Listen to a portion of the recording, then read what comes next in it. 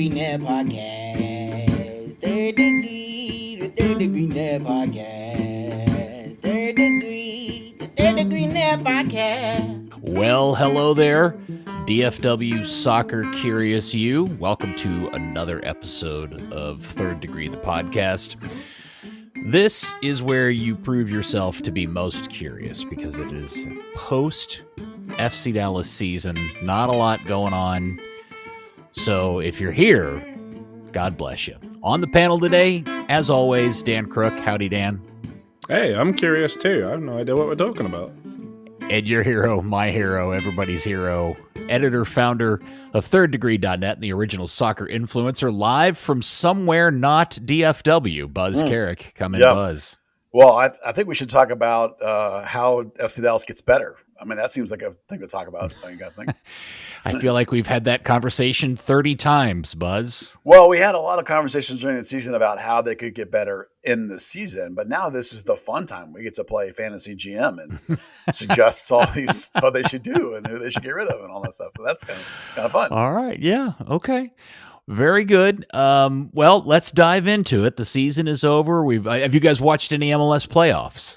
Some of it, yeah, a little bit, yeah. Yeah, Dan, have you had time to watch any of the games?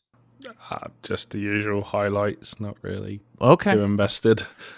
Yeah, it's hard to get super into it, although some of the games have actually been quite exciting, very good. Messi doing Messi things, fantastic stuff. The Minnesota win, congratulations to our friend Bruce Dunord, who him and his Loon friends got a big win over Seattle and progressed into the playoffs. And I think that Vancouver LAFC game on the 22nd is going to be unbelievable. Yeah. That's the weirdest thing is that there's like a pause. That's kind of dumb, but I guess I understand why. Why? Because they need to give everybody a week to rest up before the next game, I guess? It's international. Oh, that's right. It's international break. Yeah. Well, playoffs are too important, and the good teams have good players, so those players get called up. So that's right. Yeah, it's the international break this week. Bummer. Well, it is. They'll fix all that when they go to another calendar, and they'll play a bunch of games like the Canadian Championship final was last night. We'll talk more about that before the end. Yeah, we'll talk more about that before the end of the episode. Okay, season's over. Buzz, I have a feeling you've done nothing but think about this 24/7. It's kept you from sleeping at night. No. You've got you've got one of those crazy rolling cork boards or whiteboards in your house that you roll around the house, and you've got this all scripted out. What is Eric Quill going to do this offseason? Well, they're Excel documents. They're not okay. They're not. You're all digital. Well, the entire thing absolutely 100% hinges on one player and one player only. And that player is a starting grade center back, because whether you get that player or not changes the entire thing, right? We went through all of this season with Dallas bleeding goals in the back. And then Quill had to adjust to a back three, back five, whatever you call it.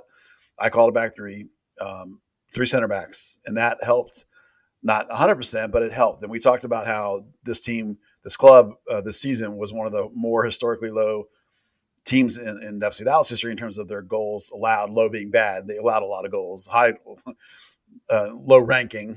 And that's the thing. Like, if you get a starting grade center back and you can go back to a back four, that radically changes your plan relative to having to stick with the back three. If you can't get another center back, if you're stuck going with a 33, 34-year-old Ibiaga, or if you're stuck going with a Boubacar or Alvaro or Shaq Moore playing as a center back all the time, or Shaq Moore and Nolan, if that's your plan, you're going to have to go with the back three. So that's it. Can you get the center back or not? Because if you get the center back, then you bring into play all kinds of different formations. If you don't get the center back, you're stuck with the same formation you ended the season with, and you don't have any options because you're really stuck with the front two, Farrington and Musa. That's the front two that works. Nothing else they did worked. And you're stuck with that back three if you can't get a center back. So, and then you have to start talking about, what you can do after that. But, you have to hinge it on that. So hopefully they've been doing their homework, or hopefully they've been doing their research. Dan, I'm not super confident. How do you feel about it all? Dan, you in agreement with this? That just sounded depressing, honestly. Yeah, 100%. I mean, any team's built from the back, right? Unless you're in Miami, obviously. So yeah, that massive change in formation just it takes so much out in the midfield to cater for it. Yeah, it changes the way the wing backs are going to, instead of outside backs, it changes how you would effectively you can use a front two and what other options you can bring in. It just changes everything. So, if you can get that guy, then you have ways to alter things up in other ways and have more interesting conversations, because then you can get into discussions about is it a 4-3-3? How you get the ball to Musa? Yeah, how you get the ball to Musa? Is it a 4-3-3? Is it a 4-2-3-1? Is it a flat four? I don't think that's likely, but that does get you a two-striker system, a flat four. And some of the conversations begin to be like, how do you use Musa and Farrington together? What system best works for them? But I think you should begin with the center back. Okay, when the season started, before the season started, and before Lucho was ever in the picture, and then not in the picture, we talked about Eric Quill arriving with a favored, preferred formation and tactic. And I suspect what you're talking about is the decision to go back to four in the back is the start of him going back to whatever his preferred formation and tactics are. Maybe refresh everybody what that looks like, what that is. Well, it's a version of a 4-3-3. There are multiple versions of it, but that's the basic genesis of it. It's not a 4-4-2. It's not a 3-5-2. It's the back four with three midfielders in front and then three people up top. How you implement those can change from season to season. Quill is an adaptable guy. He will adapt to what he has. But if you look back to, say, for example, when North Texas SC was winning a championship with Quill, he used a 4-3-3. He more often than not had a bit of a single pivot six. It was there was Allison was 1 year. The year before that was Dan, the really rangy. I can't remember his name. I'd have to look it up. Alfasani Jata. That's the guy. Jata. Thank you. Yes, Jata. Really rangy six. Guy that can cover sideline to sideline and really, really hit. And then there'd be an 8 in there. In the championship run, I think it was often David Rodriguez, as the 8 or as the 10. Sometimes he would, he uses 2 8s. One of them is a little higher and a little freer. Often, almost always with those teams, we saw the other Rodriguez brother as a winger, but he was like a false winger. He was coming underneath. He's now the string puller for Charleston Battery in USL. So it wasn't always a wide guy on that side. Sometimes it was a guy that was more often than not, drifting underneath as a false wing. I think that would have appealed, for example, to Jesus Ferreira if he was here. Perhaps it could have fit a Pedrinho on the team now. Perhaps, And then the other side would tend to be the high side would be the high striker. The 1 year it was Pepe, another year it was more of a straight line kind of physical guy. It's post up kind of guy. Ronaldo Damus. And then another time it was Damus, and there was almost always, even if it was a winger and a high guy, they often had verticality. Quill likes guys that can really run, and that's why the false wing would play into that, was when the false wing would slide underneath those two guys getting vertical, whether it would be two guys playing high with a 10 underneath, or whether it's a high guy and then the slasher coming from the wide. The first year Damas was a wing, and the second year Damas was the 9. So again, adaptability by Quill, showing versatility with what he wants. But it starts with the baseline 4-4-2, not a 4-4-2, baseline back four. And then more often than not at North Texas, it was that single pivot 6. But when I was watching New Mexico play, it looked like more often than not, and I only watched clips of their games. I didn't watch the whole thing. It looked more often than not they were coming out of a 4-2-3-1 with like a pure 10 kind of playmaker, and 2 real wingers and 2 guys underneath. Not both 6s, but more of a 6-8 kind of guys, but coming out of a double. So some flexibility would happen in that space, and it might happen depending on what you have and what you can get. For example, if the team would say to you, you can have one DP, where do you want to use it and what can we get? And then that might dictate a lot what you're trying to do. Like you could see a Kappas Pomacall double pivot if Pomacall could be healthy, or you could see those guys as double 8s with a Kayik as a single pivot 6 behind them. There's variety in there that would depend a lot on what else he could then get going forward. But it has to start with that back four. All right. You made a mention, a reference to a number of DPs. And I think before we go any further in this conversation, it probably behooves us to step away from the tactics and the formation and move to the off the field stuff and have a discussion really quickly about the reality of the situation Dallas as a organization sits in, which is, by the end of the season, we had all seen the salary structures and all the lists. And suddenly now we went from thinking that the Hunts had spent, pretty fairly for the season. And they did when they went out and got Lucho and spent that money and paid him a fair salary, to finding out that once you cut him out of it, if he's the exception, the rest of the salary wage bill for the team was one of the 5 lowest. What was it? I don't remember. Second lowest. Yeah. And this all ties back into the original concerns of, hey, wait a second. Clark Hunt is a bottom line business dude. They are hemorrhaging revenue because they've got the stadium half closed. How are they going to spend moving into this at least 3-year project? And I think we found out that a lot of what we were worried about actually played itself out in terms of how they spent this year. Absolutely. So the question, and I'm establishing that as known information, right? We now know that to be the fact. Agree. Dan, do you agree? I mean, for the most part, you obviously offset some of what you'd expect on salary into transfers. 5 million with Lucho, 4 with Kayik, 3 with what's his name? Urigide. Mm-hmm. You're obviously a year off of spending 9 million on Musa and another million and a bit on Sali. Okay, I nearly forgot his name. Is that bad?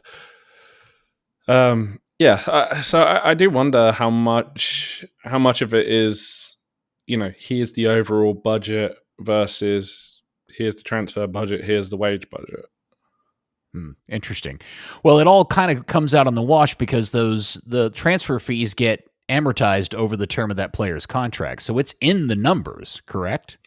No, you can take it as a lump sum if you want, or you can amortize. But we don't know if they do or not. We don't know if they do or not. And you can amortize it over the cap hit.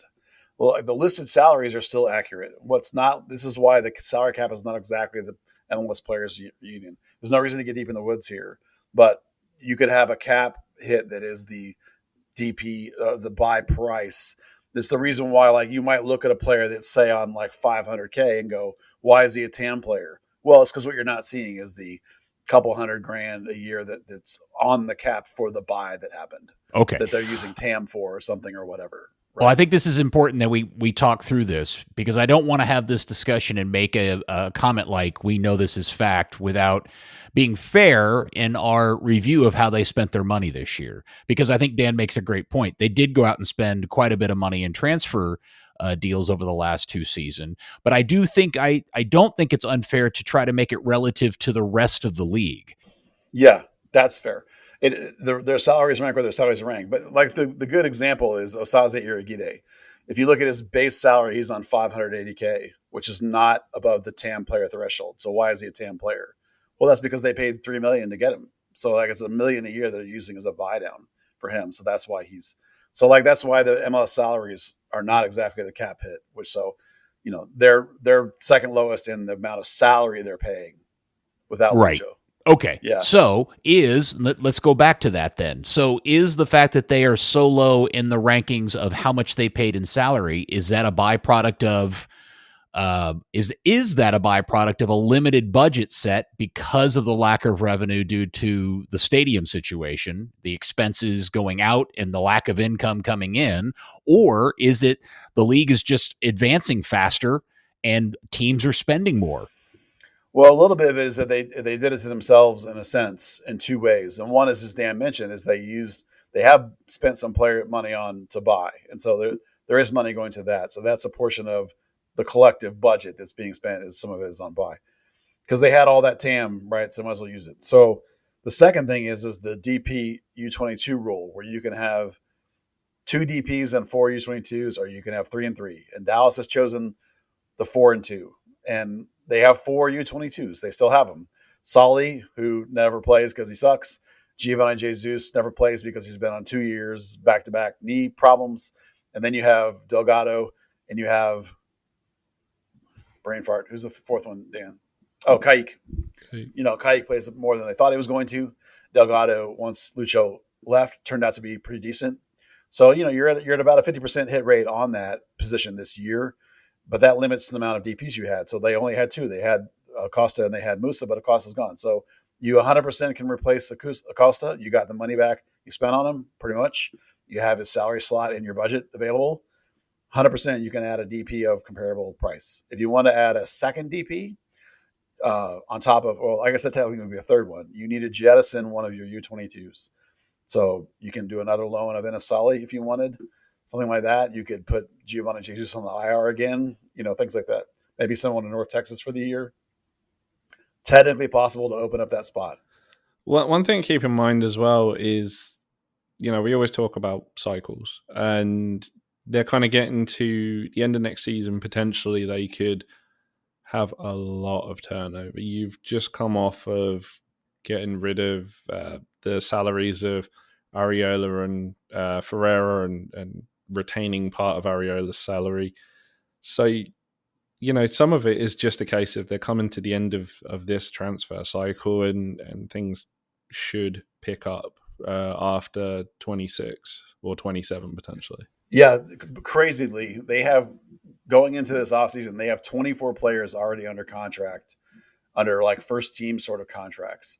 And then they have 13 players that are either an option or a free agent. There's Jacob Jackson's technically a free agent, but there's 13 of those guys. Well, that's more than 30 players already because they had some guys out on loan, and they have 3 players that are going to turn into homegrowns automatically. They're on hybrid contracts, and that's not including any other draft picks or homegrowns you might sign this winter.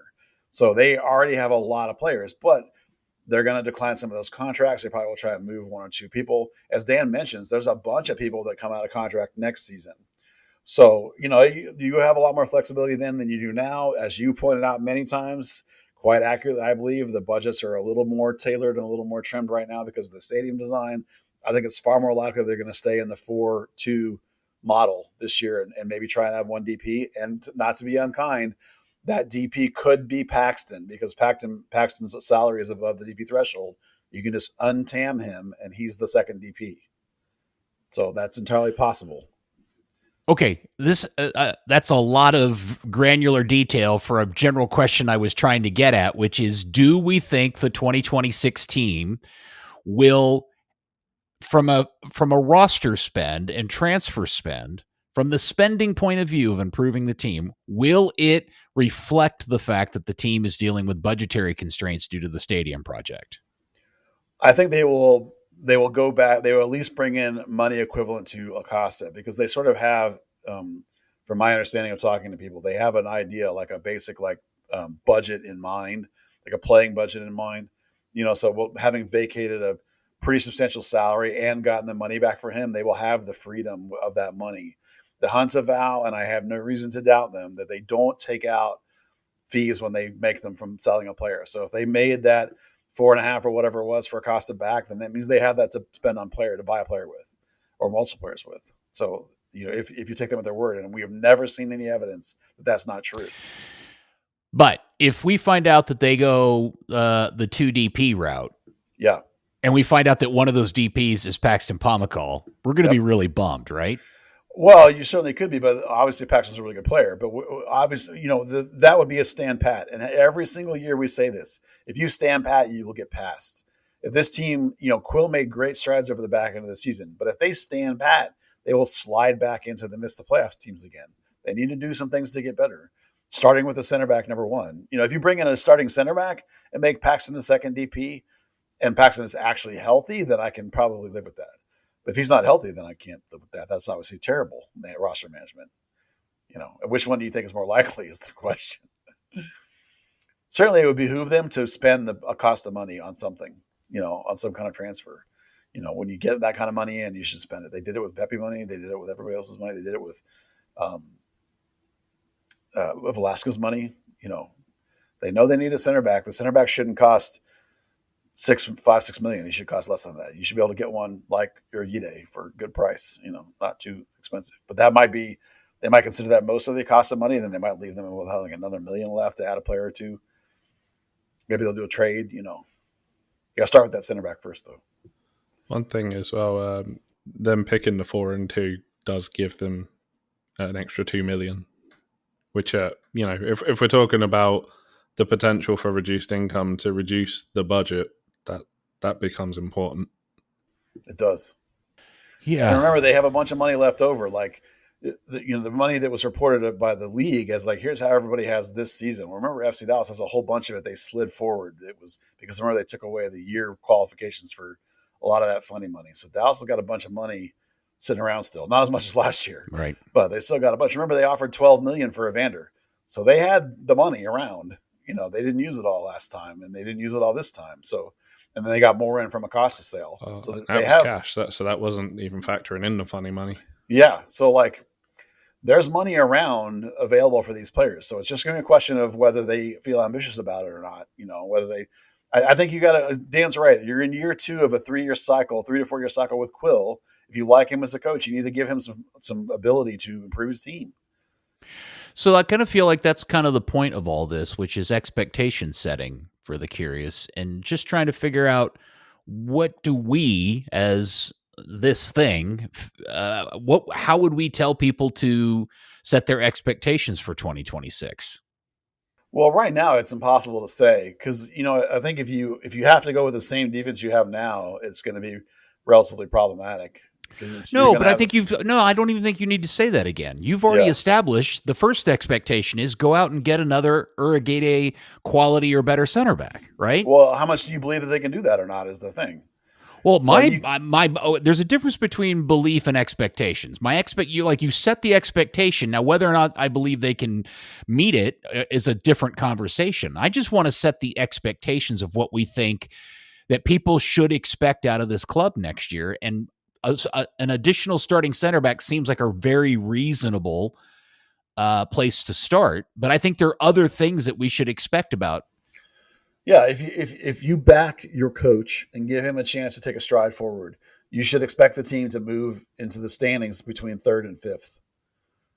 Right? You finished you finished 7th. You were right ahead of the 8-9 game, right? And you did that without the DP at the end of the season. So if you give the guy a DP, if you give the guy a center back, you should have an expectation that his team should move into the 3 to 5 window in the standings, not 1 to 2 in the West. You're not going to crack those very elite of the elite at the very top of the thing. You're not going to, but you're going to be able to get up there to get yourself into the conversation for home field, for a round or 2, maybe even, depending on how your results go in the playoffs. So that's the expectation. If that does not happen, it'll be because the technical staff fails to give them the players they need, or they don't do any. Either they get the wrong players or they don't do it at all. You don't add anything and just bring back Ibiaga, you're going to go backwards. But if you do the right things, you should take a step forward to be 3rd to 5th, and you should hold them to that expectation, I would think. Well, I think to keep in mind with the expectation is this year it was very much there was a top 5 and there wasn't everyone else. So you're looking at, does Seattle fall off? Does Minnesota drop away from where they were? Does Vancouver fall off the face of the earth? There's only so much wiggle room. You can tag on the end of that top 5. You can turn it into a top 6, but it's like you say, you're not necessarily getting like top 2, and even top 4 is a difficult aim with the way that the Western Conference is. Well, remember the West wasn't as good this year as the East in terms of raw points. So like what I mean by 3rd to 5th is like you should see yourself ahead of the Austins, Portlands, the RSLs, and the San Jose's. Those guys shouldn't even be in your ballpark. You should be in the mix. With Dan says it's maybe not San Diego, maybe not LAFC, but like Vancouver with Mueller, really, really good. But you should be able to compete with Seattle, Minnesota, and getting into that next level, like every week. That should be your level of competition where you should think it should be. If you give the guy the support he needs, that's your expectation. Don't expect to be sitting 1st or 2nd on a 60-point season, or a 70-point or a 74-point season or whatever. But if you get into the high 50s and reduce your goals against by 10, you're talking about maybe getting a home field game. Okay, so the next expectation, if the first one is get a center back that's as good as the guy you got this year, the next expectation is the team should go out and get another quality DP? Yes, they should. So you have 2 Musa level DPs? Well, it won't probably be Musa level because you don't have another 10 million. I don't think. I think you have another 6. You had 12 for Evander.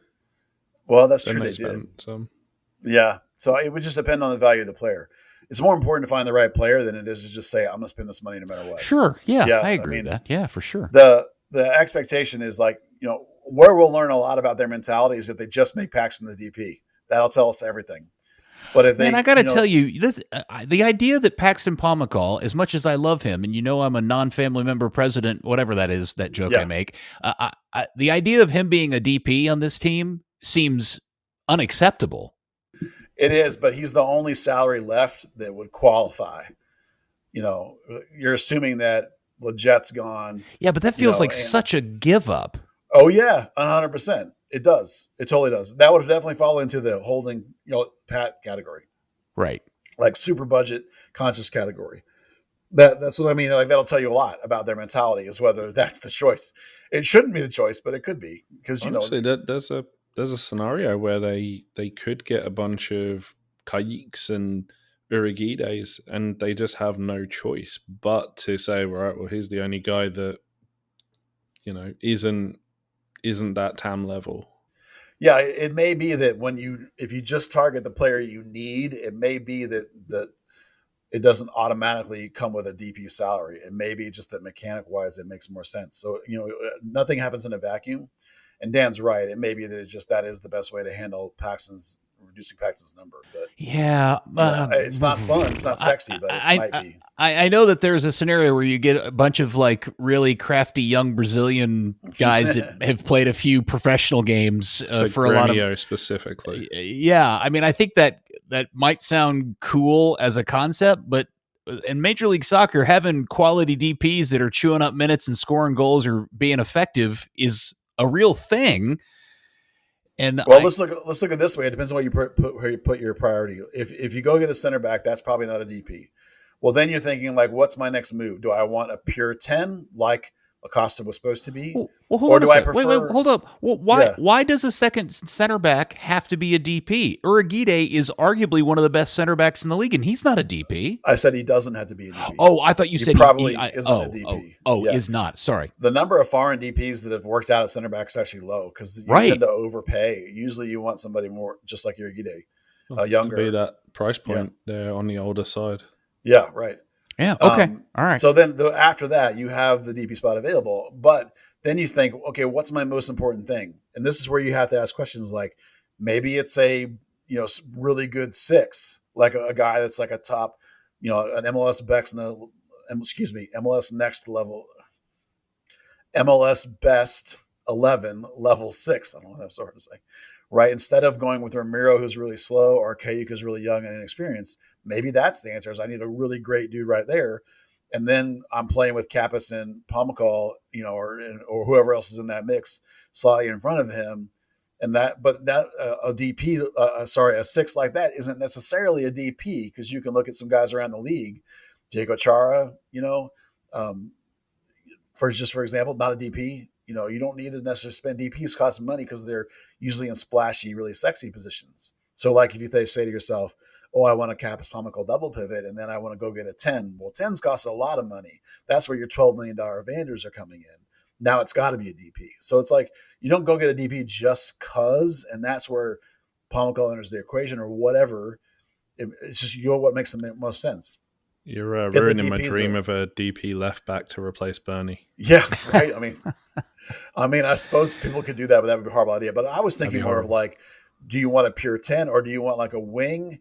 They've got some wings that can run. That's not, if they're going to go wing, maybe it's more like a false wing, like Quill used when he was North Texas coach, and then some things come into play of a different kind of player. Like Velasco would have been ideal for that job if he had stuck around. Obviously, you're not going to go back and get him, but that kind of player that's not necessarily a pure wing, like Ronaldo Damos was in the past, or like any of these other flying, slashing wings you can think of that we've had here would be. So, you can have a lot of fun with those questions once you get past the baseline. And that's where you can get into interesting discussions about whether it would even need to be a DP or not based on the quality of player you need and what those positions cost. In terms of expectations, are there is there another position of absolute must have? We need a center back. We also must get X. No. Really? After that, you get into what kind of style you want to be, and then you get into questions. But you feel like even with the current roster, Quill has enough quality in his roster to play all those positions well? Yeah, well, I think he would go get something, but it's not obvious which one it would be, right? Like, it depends on whether you think what positions you think are good enough or what positions you think you need and what tactic you're going to use. Like if you are in a double pivot, then you don't need a truly dominant 6.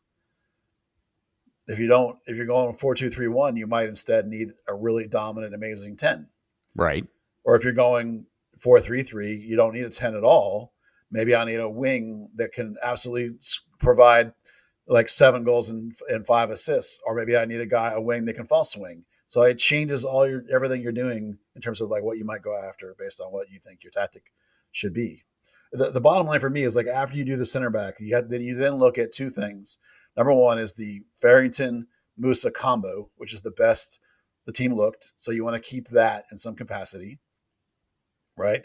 So then that affects how you look at the front 3 in whatever shape, if you're going on 4-3-3, which we think will.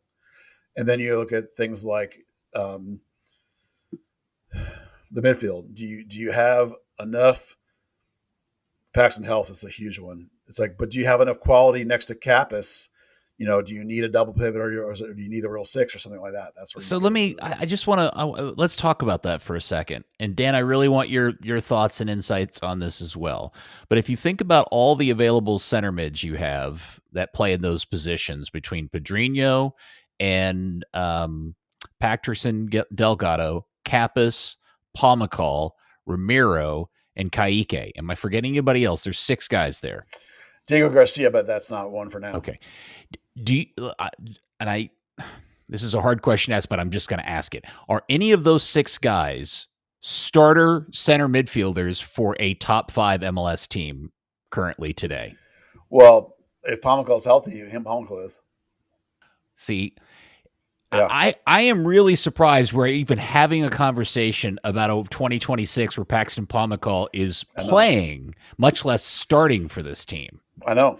I mean, I'm of the opinion that he's not even that he probably won't be playing soccer next year. That's a fair take, but there's also people inside the club that think he's a starter 30 games. So I'm not saying does Paxton think he's a starter?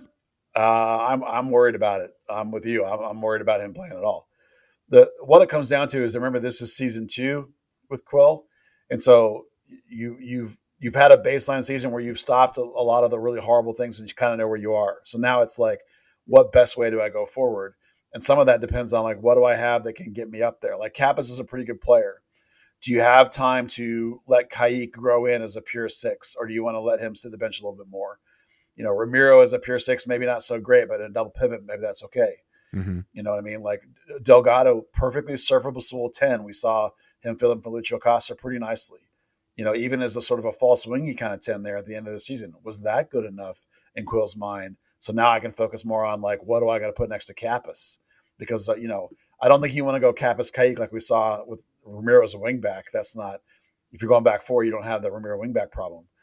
So is Kappas, Ramiro, Kaique good enough? Probably not. Like, so that's where Pomacall comes in the equation. Are you rolling the dice and risking waiting to see if Pomacall can come good the first half of the season? And then in the middle, if he doesn't, you do something. These are questions that only the front office can answer. And we're going to have to kind of see what they're doing. My bet is that they will start the season with Pomacall and hope see what happens. See if Pomacall Kappas as a double pivot will fly. You can go into the season with Delgado as a 10. I think that's not a great idea. I'd prefer, if you're going to go double pivot, I think you spend money at the 10, because then you can get away with a Musa, Farrington, and something else up top. Maybe it's sort of a soft, underneath winger, a false winger, like he liked to do back in North Texas. So it's hard to predict when Quill spent the last half of the season solving the bleeding and not playing the way he really wants to play. So it's super hard to predict outside of the obviously clear center back which way he's going to go. So we kind of need to wait a little bit and see. I was off for my little while thinking, man, I wonder if Bernie could be that kind of underneath false wing. Bernie being a pure lefty, like on that side, him coming in on his right foot is not a very good idea. He doesn't do that very well. Yeah. It's more likely a Pedrinho could be that false wing. I think Quill likes him a little bit. But the bottom line is, I think, like, if you're willing to go double pivot, then you would spend money at either the 10 or that false wing scenario. The false wing scenario plays more into your hands if you're going to go with a single pivot. Like if you're going to try Kayik or try Ramiro underneath Kappas Paxton, then a false wing really plays into your hands to slide underneath Musa Farrington. That's kind of where I feel like my gut tells me Quill might try starting out. Ramiro Keat combo as a 6 and see how it goes with Kappas Paxton. Just go spend some money on a false wing to slide underneath Musa Farrington. I just got a lot of questions about that group of 6 in the center of the midfield. I just don't think there's a standout player in that group. I love Kappas. I think Kappas is great, but Kappas is a guy who's slightly above Dude, if that makes sense. Kayik is got a lot of potential, but man, he's young, and as we called him, the golden retriever of the team. And Ramiro is now going to be a season older, so that's a problem. I think of it this way: like, again, if you get the center back, then you're quote unquote solving the defensive problem, right? Then you're going to feel good about your defense, whether you have Nolan at left back, you have Moore or Giovanni at right back. You're feeling pretty good about that. Your Musa Farrington feels pretty good. Maybe you go get one player there. Now you're feeling pretty good about that. And so you're sort of going into the season with like, okay, my next big question is how's the midfield going to work? Okay, that's phase 2 of a build. This is season 2 of a build. This is phase 2. Like, what's the next chunk that needs to be repaired? Is Paxton good enough? What are my problems in there? Is Kayik too young? Is Ramiro too old? Like, so we need to get some answers with that. Okay. We know some of those answers, but we don't know those answers with a repaired back 4 under a Musa Farrington combo, and many, many, many questions about Pomico's actual viability, which could be 0 or it could be MLS best. I mean, even further down the roster, you've got a couple of questions like, obviously you just mentioned Nolan Norris. Does he shake out as a left back? Does he shake out as a centre back? Because we've kind of seen a little bit in a back three. Does he kind of go back to the, playing as a 6? Carl Sante, if they pick up his option, does he come back off loan? And, is he now an MLS player? Is he, still more of a USL Championship guy? Don't forget they invested in Dietzen too, so they're going to want to try and factor him in somewhere. I'm sorry, who is this Dietzen you referred to? Who's this Dietzen guy? Who is Dietzen? I guess going back to like the, what does the next season as a whole look like? You've got an out and out winger, or I guess he's more of a wing forward. But yeah, does anybody know if he's actually any good? I mean, he does all right for Haiti. Yeah. Okay, that feels kind of pissed all over the US national team at Jerry World for 45 minutes. Yeah, everybody did that though. Look, when you're a bad team and you're trying to get to the top, you're going to have questions in year 2 of your build. Like you don't have all the answers yet, I don't think. Yeah, for sure. Okay, this is a winter where you 100% know I need to do X and Y, and then after that it's like, let's just see how it goes and see what happens. All right. Well, before we move on, why don't you just repeat for everybody what the calendar looks like moving forward in terms of what they should expect in terms of when moves may or may not happen. Yeah, the team was off last week, as Diana had told us was the case. That's why I just did my predictions on contract moves. It should happen this week. We should see exit interviews within the first couple of days. So maybe as early as Wednesday, maybe it's more like Friday, but like that's when we're expecting them to kind of happen. You're supposed to do them relatively quickly after you get eliminated. You're not supposed to linger around. And then you're going to have your myriad of stupid MLS waivers and reentries and garbage like that, none of which mean anything. Mid-December, you're going to get your draft where Dallas will, in the first round, pick a player that will stick on the team. And then they'll pick some players that'll play for North Texas.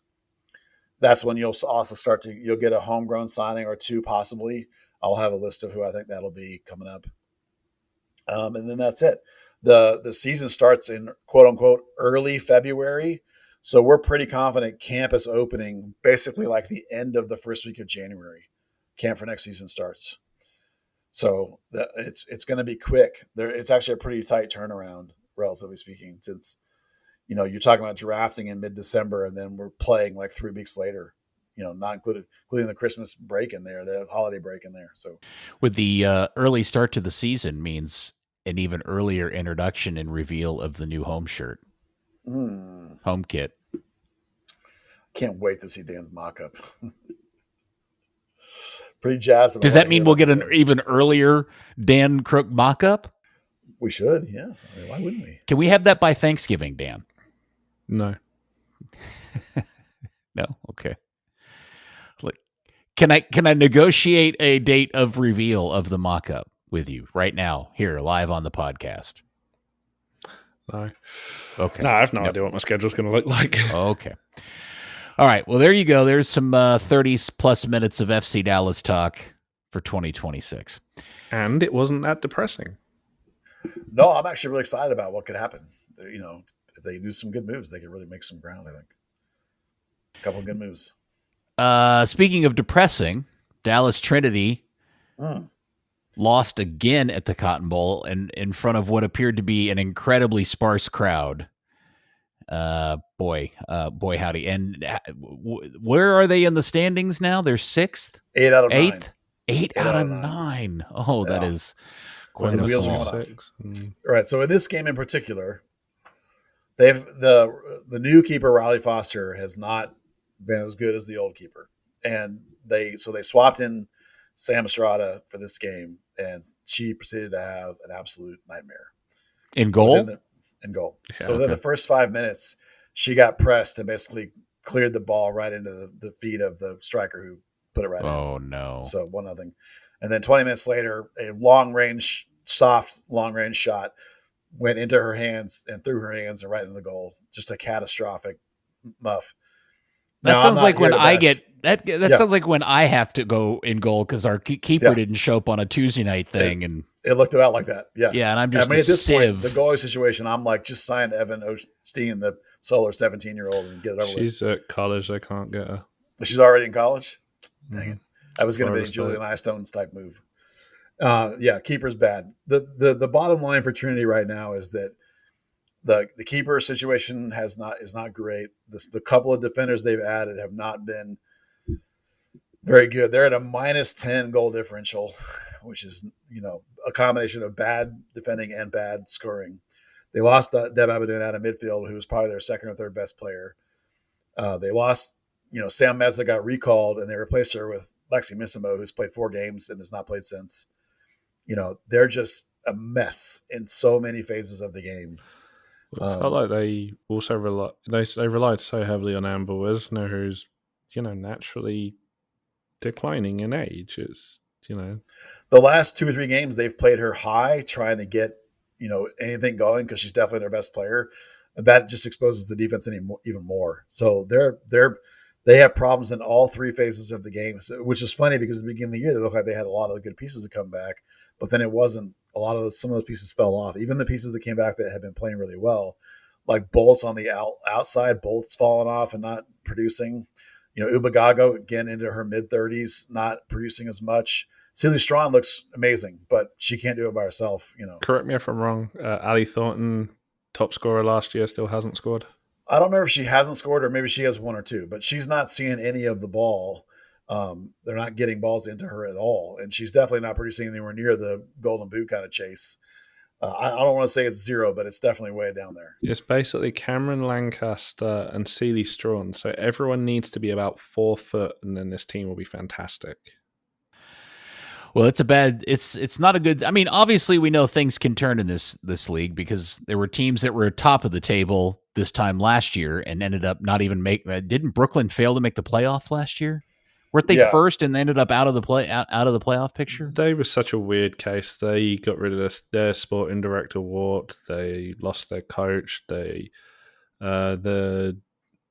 I think the general manager ended up like being the coach in name because he was qualified to coach, but wasn't actually coaching. But isn't it? But I do wonder, because I don't know much about this, and you guys follow this way closer than I do. But there's always been this weird thing going on with the GM, Chris Petroselli, having to now be the manager of the team when he's openly telling everybody, I don't want to do this. We've got to go find, and here we are almost to the halfway point of the season, and he's still the manager of a team that's in 8th place. Well, they said once they got to the season, they said, we're just going to go with Chris until the midseason, because that's when they'll be in their midseason break, when the NWSL seasons have ended and the college seasons have ended. And they can find a coach. More coaches available, more players available. And more players, yeah. Yeah, right. So the stats I'm looking at, Dan, they have 6 goals and Thornton has 1. Will Chris Petroselli, the GM, fire Chris Petroselli, the manager? I think he will in a heartbeat if he can find himself a manager. Yeah. It's funny. I joke that Chris Petroselli, the GM, went out and got these players, and Chris Petroselli, the manager, is not playing them. It's kind of weird. It is weird. Yeah. They have Spokane next and a lot of home games since they were on the road a lot. So yeah, they got a bunch of home games in the next stretch. So hopefully they can get better. But with and hopefully some more people show up at the Cotton Bowl. That wasn't going to help them any. They need some help big time. The bottom line is when you're missing by far your highest paid player, and your player that was on loan, that was maybe your second best player, you out of the midfield, you're in trouble. You try and patch in some defensive pieces that are just okay. The bottom line is the midfield is the worst part. And then the keeper change has not been as outstanding. Raleigh Foster's got some potential, but so far she's not playing anywhere near like the keeper did last year. So they need some work. Oh, I was going to say they're just in different stages of their career, right? Maddie White was, first year out of college, loaned. She's back in NWSL. Riley Foster kind of gone through the WSL, gone down to WSL 2 after the neck break and back break and everything else. And, this is kind of probably the D level. Okay. Very good. Well, let's real quick. Atletico Dallas. Not much is going on. 2 things I'll bring up. They sent a press release out today announcing a partnership with a revenue. How do we call this? Leading revenue maximizer in the sports industry, called Playfly, which is going to be their key partner in ticket sales and trying to build their strategy on how they're going to sell tickets for this thing. Playfly is an organization that's quite popular around a lot of the college teams. And, it's a lot of analytics and AI stuff, and we'll see where it goes from there. But they made a big deal out of that today. It's a league partner, so aren't they supposed to use them anyway? Well, I've never heard of them. The press release today made it sound like it was something specific as the ticketing solution for USL, but there's something unique that they're going to do with Playfly, because the article that I read in the morning news today made it sound like they were going to be hiring people locally for this particular partnership to help with the ticket sales part of it. So maybe that's just a fancy way of saying this is how we're going to hire our salespeople, and we're going to use the Playfly platform to sell tickets or whatever that is. I'm sure we'll learn more as everything goes forward, but that's the first thing. The other thing that popped up on social media this afternoon was I don't know what this is. It just says where it all began, and then it puts the date of November the 17th, 2025, and it's a 10-second video clip of what appears to be the gravel pit or cement factory or whatever it was, the original Atletico Dallas video with the guys playing soccer in a gravel pit. It appears to be, and then the logo across the scene says the site.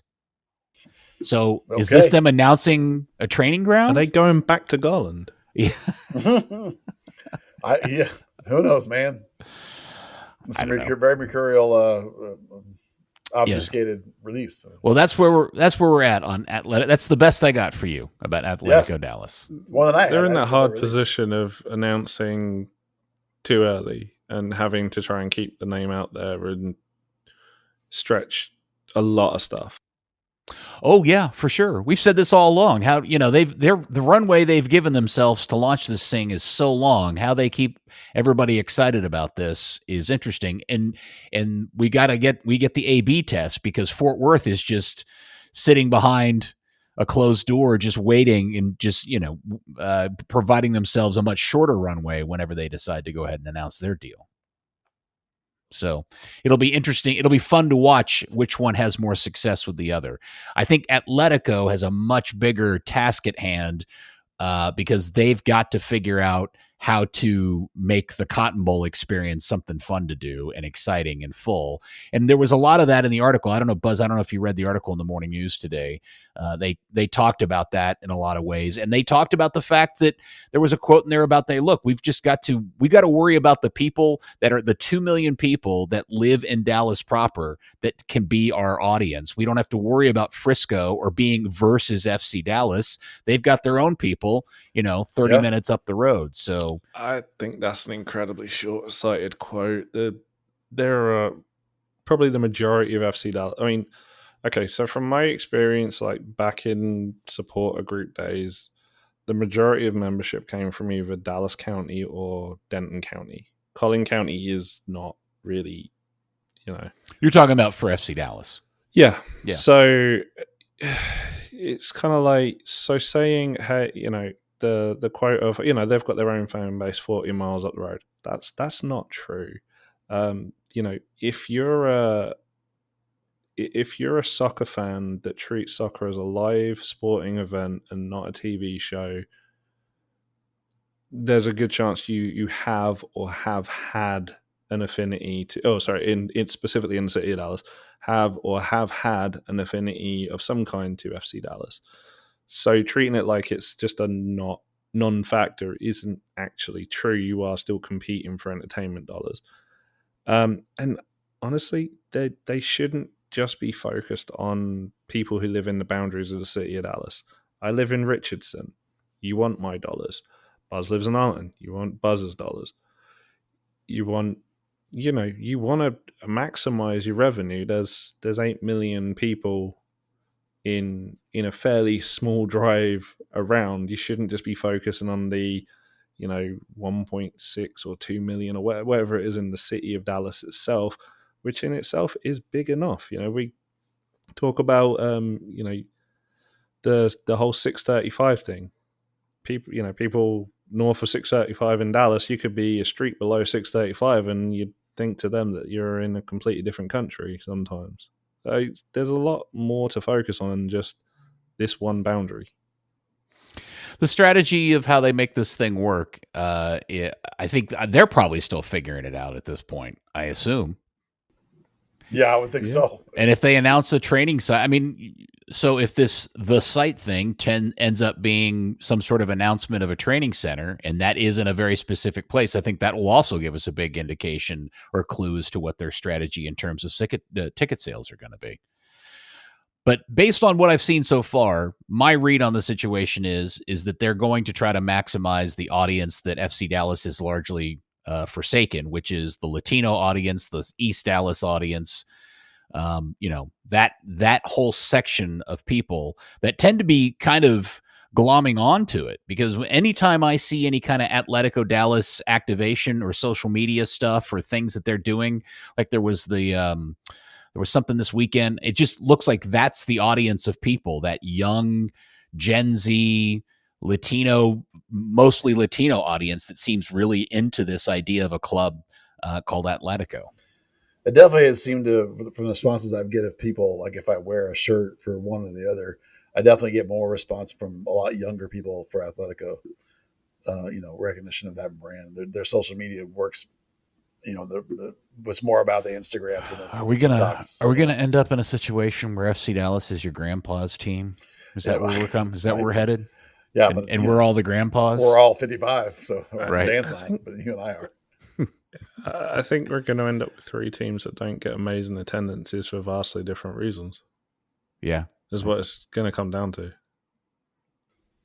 4, Dallas Trinity. That was including Dallas Trinity. Oh, I thought you were talking about The I thought Fort you were Worth including deal. Fort Worth USL. Oh no, I'm talking about specifically the Just three Dallas. Yeah, teams, fair. You're right. Yeah, I mean, Fort Worth, we don't know enough about to know what their approach is. I think there's three ownership groups that don't necessarily understand their market, and when there are quotes that come out, it's a lot of like, we know the situation without actually knowing the situation, and sometimes those times say less. Don't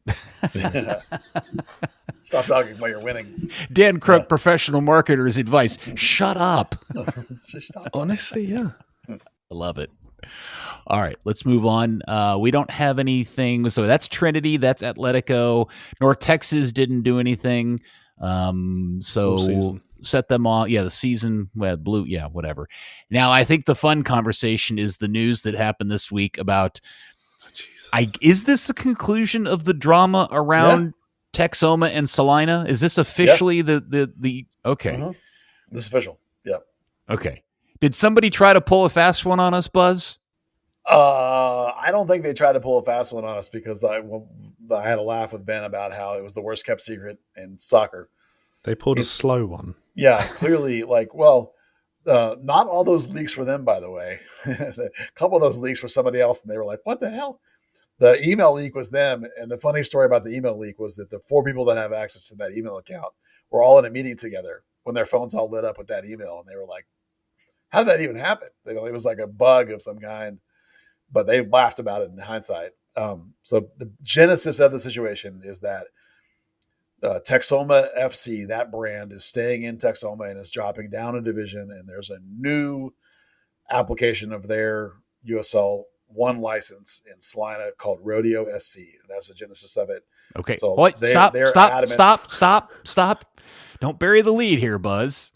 There is a new soccer team, another professional team coming to town that will play in Salina. And I just want to, again, be very clear. It is going to be called what, sir? Rodeo SC. Rodeo Soccer Club. Yeah, don't look at me like that. I didn't name it. Okay. I'm not saying it's a bad name. It's an interesting name. It is though. It's a very minor league. It's like Savannah Banana Slugs kind of name. No, because if you live outside of Savannah, you know where they're from. That's the difference. Yeah, I think the takeaway from those guys with the Texoma deal is the idea of hyper fixation on local. These local rivalries. One of the reasons why they dropped that franchise down was to play McKinney, to play Denton, to play Fort Worth. They want to play local. And I think that's smart. Idea permeated to the name Rodeo SC. That they don't, I know, Dan, what you're going to say, and I think you're probably right, that outside of this area, no one's going to know where that is. So if you're trying to sell nationally or internationally, that you care. But I'm not sure that in USL 1 that they care. They want to play up this hyper localization, and they're calling it North Dallas, North Texas, and they're being adamant that it's, to them, the narrative is that this is the Texoma is still Texoma. This is something new. Is Hitch involved in this at all? No. Okay. Nope. I'm sure that they've talked to him. All those USL guys talk to each other, and certainly in the ones in the USL 2, I'll take notes from Hitch on what he's doing. Like these guys cited Ben Watson, cited McKinney multiple times as like the model, and Pines of Hearts of Pines too, which is USL 1. So that's what they're looking for is, I think they looked at the name Hearts of Pines and thought, well, that Portland works. Hearts of Pine. Is it actually listed as Portland, or is it just listed as Hearts of Pines? I didn't know it was listed as Portland. Yeah. But anyway, I think that they're looking at that. I'm not trying to tell you that Rodeo SC is a great name, but I think that they don't care about anything beyond the activation of the immediate local audience, and getting those 4,000 to 5,000 people in the stands is the goal. They could have just called it insert name here, Soccer Club. Well, at least it's not just Salina SC. It'll stand out. That would honestly be better. Or Collin County Soccer Club, something that people can actually relate to. Because if you say, where's the rodeo? It's in Mesquite. Yeah, I get that. It's different than what we've been seeing, and I've been championing soccer clubs not just defaulting to city name and FC, suffix. So the fact that they are trying something different and something that is culturally relevant to that particular area. I know Salina isn't the known destination for the rodeo in this part of town, but it's obviously still part of the culture and the history of the Salina of that area. So if they're successful in marketing it, Dan, everybody will figure out that the soccer club called Rodeo plays in Salina. Okay, there's a way you can play around with branding. What was the team that FC Dallas lost to in the playoffs? What, Vancouver? The Whitecaps? No, they lost to Whitecaps FC, who, or as an alternate name, use Vancouver Whitecaps. Same way Seattle Sounders is actually Sounders FC. Portland Timbers is actually Timbers FC. So your beef is that they didn't call it the Salina Rodeo Soccer Club. No, I just don't think there was any thought put into that identity. Because you're talking about a small town that's known more for its history and rail than anything else, and you're trying to relate it to a rodeo that has the city's name but is actually held on South Fork Ranch down the road. It just, I think, and also Salina's, and most people in and around Salina, they're not, cowboys. They're not Western wear. Bred. Yeah, I get it. Yeah, it just seems. The Salina of 2025 is a very different Salina than 1995, by the way. I'll tell you this as a lifelong resident of the area. This Salina has changed a lot in 20 years. I mean, Christ, even the time that I've lived here, there just used to be a subway. And then the hopes and dreams that the tollway would make it up north eventually.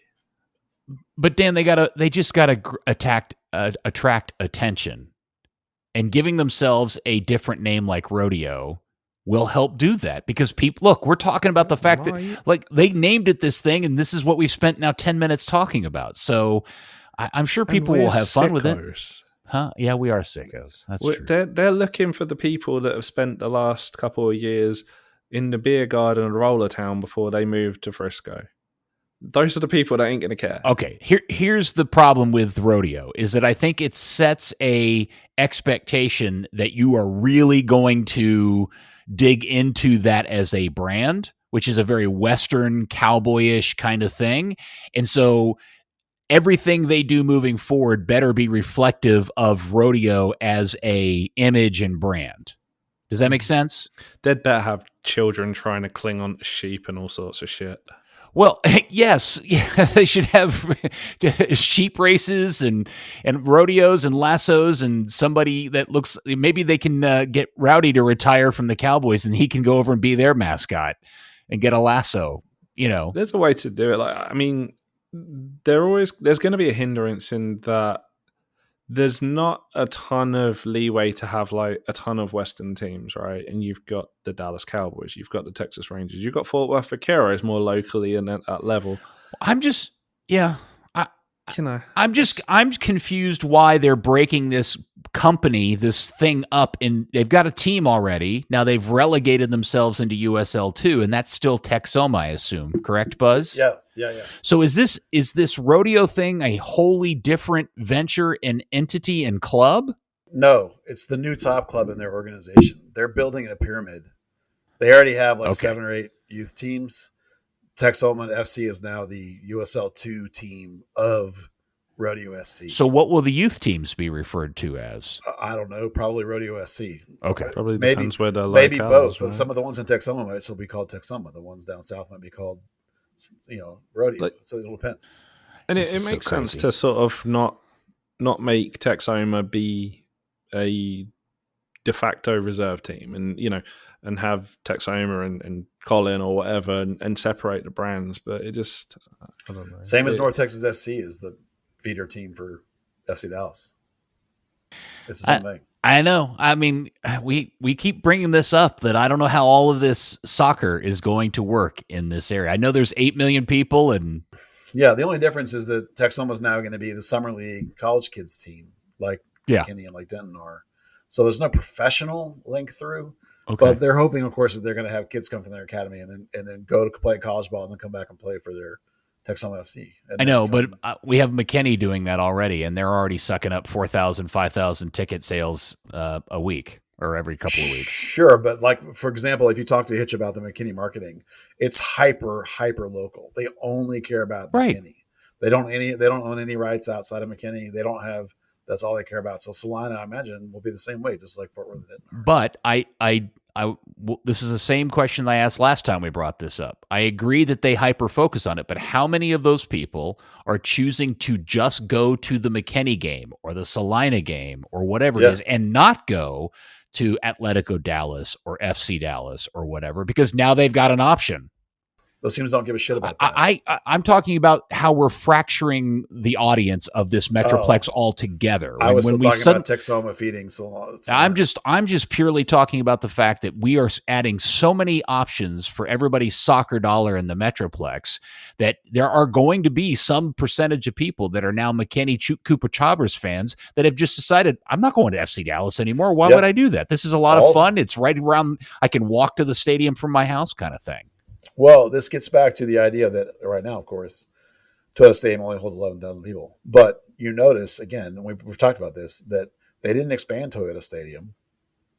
It's going to be 22,000 people. I mean, it's slightly. Yeah, they're not expanding it. They're not trying to get a bigger audience. They're trying to get an audience that will pay more money. Right? So those, like, they don't need to build. They've had, what is it now, 5 seasons of straight of sellouts? No, not 5. They don't need more fans. Is it 3? Whatever it is. In their minds, they don't need more fans. They just need those people to come back and pay more money like they think they're going to. So, like, FC Dallas probably doesn't care if they've lost some fans in another part of the city. I don't think. Okay. Well, one thing to keep in mind with that hyper focus thing, McKinney is 5 times the size of Salina. Yeah, I'm not saying this line that Rodeo SC's picked the right strategy. I have no idea. Absolutely. Yeah, I just think that, like, keep in mind that no soccer league in the United States that I'm aware of, certainly not MLS, makes a large percentage of their profit from television. I mean, most of their profit still comes from nowhere does anymore. Right. So most of their money for MLS teams comes from butts and seats and merch and stadium buy and prices and suites and all that crap. And that's where FC Dallas is making their bet. I don't think they care about the greater DFW ratings on television. They probably do a little bit, not nearly as much as they do as packing out that place at a much higher ticket price than anyone else in soccer is going to have, because they're going to feel like they're fielding a better quality ticket. I'm sure that the Atletico is going to look at the Cotton Bowl and say, we got to get as many people from the city of Dallas and from East Dallas and from South Dallas and those young hipsters as you talk about into the Cotton Bowl as possible. That's what they're going to care about. I think the interesting thing with that is, let's say USL does end up doing this D1 thing. MLS as a whole has got at least 5-year head start until there's anything close to a comparable standard. So then at the end of that, like 5 years or whatever it ends up being, what happens then? Who's actually competing for a crowd then, and what's the strategy? Yeah, it'll be interesting to see what kind of money comes into USL, because right now, obviously, you look at the Super League, for example, and how that compares to the NWSL, both claim to be Division 1, and certainly the money is vastly different. The amount of money people and the quality of the play is well, I know, and epic. That comes from the money. Epic golf, yeah. That's a chicken and an egg. Like, is the play better because you have more money, therefore you get better players, or do better players come there because you have more money, or because you have more fans? You're paying massive expansion fees. Atlanta just got one today. Was it today? $165 million. Well, right. Also, the quality of the ownership groups. The Atlanta one is Atlanta United. It is the Falcons. So Dan's right. Like, just saying you're Division 1 doesn't necessarily mean you're equivalent. So it'll take years and years before we're going to know the answer to these questions, whether it really is going to be equivalent to Division 1 competition or not. What's going to happen in the landscape? It's chaos, Peter. You're right. It'll be fascinating. At the end of the day, it's going to come down to who makes the most compelling product that people are attracted to for whatever reason. I mean, there's going to be a whole subset of people that are going to want to just do Atletico or whatever the Fort Worth thing is because it's not MLS. There are going to be people that want to just do MLS because it's clearly the superior product, on-field product. Well, as much people have told us this, there'll be people that'll pick the one that's near them. Or the one that's new, right. There's also a bunch of people that's going to go to any one of those, expect to see the best soccer in the world, realize it's not that. and then just go, oh, screw this, I'm going to go watch La Liga on the TV. Yes, I think the existence of the Euro snob is going to continue. That's not, They are the actual worst. Yeah, I mean, there's going to be a subset of people that are just like, none of this is good enough for my dollar. I'll just stay home and watch and pay for Fubo TV or whatever it is. Or go to the movies or go to Six Flags or, you're always competing for dollars these days. Wow. Here we go. All right. Well, and next year's going to be a total cluster because the World Cup's going to break everything up and the MLS season's going to feel very meaningless and disjointed. And how does MLS screw this up that the World Cup's going to force a mid-break and you didn't use that to flip your calendar, that you're going to wait till the next year and do another mid-break and flip your calendar? It was funny. How did you miss that? Well, we hinted at the Canadian Championship last night that happened in that crazy snowstorm. And I'm going to assume most everybody that has watched has seen that clip of the winning bicycle kick or the icicle kick goal. Now, what I'm curious to know is how many people know that the kid that scored that goal is a former FC Dallas Academy and North Texas Soccer Club product, Mr. Rodriguez, who helped win USL 1 not that long ago. Everybody that follows us, because we shared it. Yeah. David Rodriguez, Yeah. His brother Arturo was the MVP in the championship run at North Texas under Quill. And David was a big part of that team, too.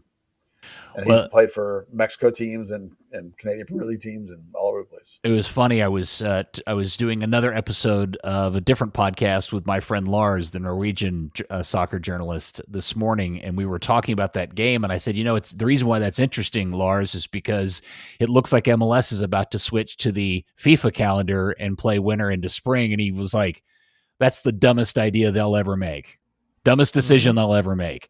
I said, why? And he goes, because even in Norway, the reason why Norway plays the alternate calendar is that nobody wants to go sit in the snow or in 30 degree, 20 degree or 0 Celsius weather to watch soccer.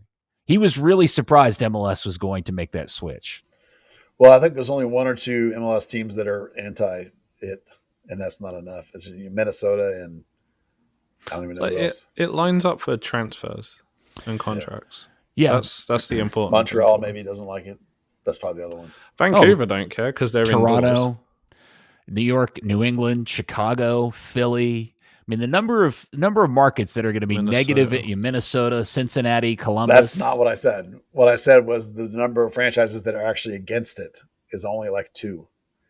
It's only Minnesota and Montreal, basically. You mean the actual organizations, not the... Yeah, the owners and the people making the decision. The owners. It'd be interesting to see how it affects recruitment in MLS. It'll be different for sure.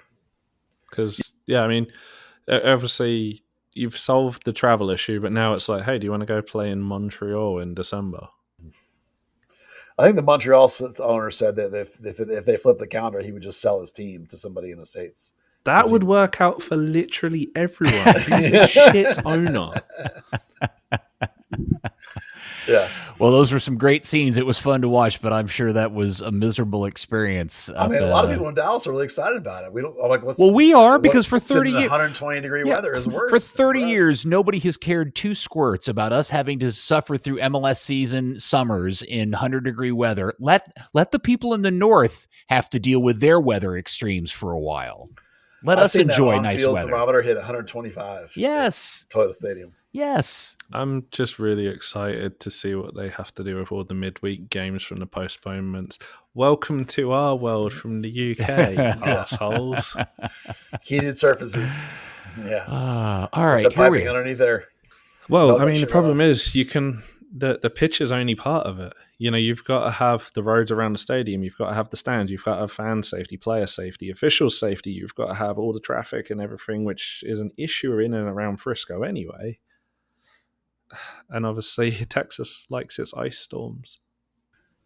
That's only for like a day or 2. Yeah, but then they don't grit the road, so it becomes a week.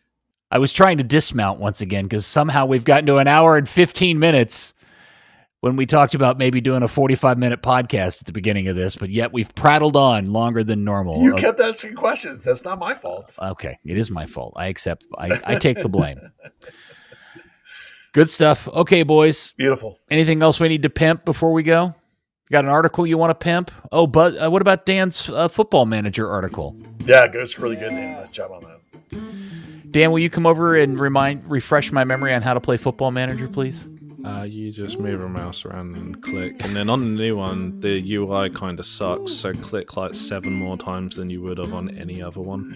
Dan found like 100 local players that are in the game. I read it. No, the article's great. Yes, and I realized I need to take Dan to lunch with my laptop and go, okay, refresh my memory how this works again, because I almost got divorced back in 1999. Just Martin Paz. He's the biggest Football Manager sicko in the area. Just take him to lunch. Okay, all right. I'll shoot him I'll shoot him a text. I'll slide into his DMs. Thank you, guys. Thank you, Dan. Thank you. Thank you, Buzzard. Yeah, thanks for being here, everybody. Yes, and thank you, DFW Soccer Curious Fan. We will be back next week on another episode of Third Degree, the podcast. AKA the Soccer Rodeo. Third Degree, the Third Degree Net Podcast. Third Degree, the Third Degree Net Podcast. Third Degree, the Third Degree Net Podcast. Third Degree, the Third Degree Net Podcast.